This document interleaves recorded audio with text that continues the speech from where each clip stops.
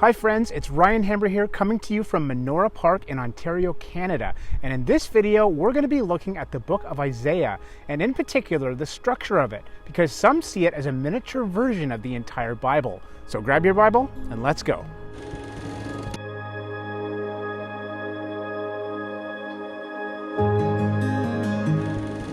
Okay, so Isaiah. Isaiah is the first of the major prophets of the Bible, and his book is also the longest of the prophetic books, as it's composed of 66 chapters. Now, notably, chapters 1 through 39 have quite a different style and tone than chapters 40 through 66 do. While the first 39 chapters generally focus on God's judgments, the last 27 are largely words of comfort and hope for God's people. Now, what's interesting is that Isaiah's structure and dramatic thematic shift seems to parallel the Bible. For example, just as Isaiah has 66 chapters, the Bible has 66 books. But it doesn't end there, because the Old Testament's 39 books, like Isaiah's first 39 chapters, focuses more on the bad news, while the New Testament's 27 books, like Isaiah's last 27 chapters, focuses more on the good news. And if that's not enough, Isaiah 40 actually opens up with a prophecy about the one who will make the paths of the Messiah straight, just as the New Testament opens up with the fulfillment of that prophecy through John the Baptist. Now, while this is definitely interesting, it's important to realize that these similarities are superficial for at least two reasons. First, the chapter and verse divisions in the Bible were added long after the scriptures were completed, meaning that these divisions, while very helpful, are not divinely inspired.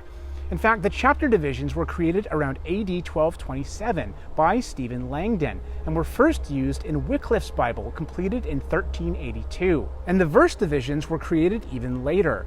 As a matter of fact, the verses of the Old Testament were developed by a Jewish rabbi named Nathan in 1448, and the New Testament's verses were developed in 1551 by Stephanus.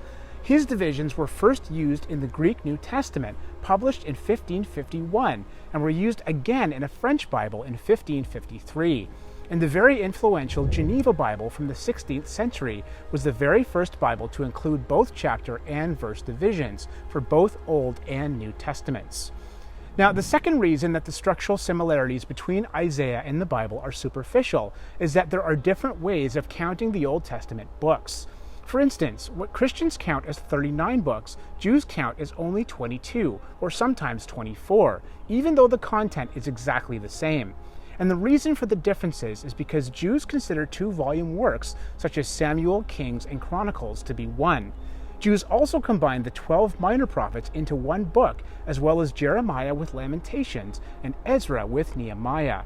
As a result, the number of books in the Jewish version of the Old Testament is only about 22, meaning that the total number of biblical books would be 49, not 66. Of course, just because the man-made divisional parallels between Isaiah and the Bible are artificial, it doesn't mean that there are no parallels. It just means we have to look deeper.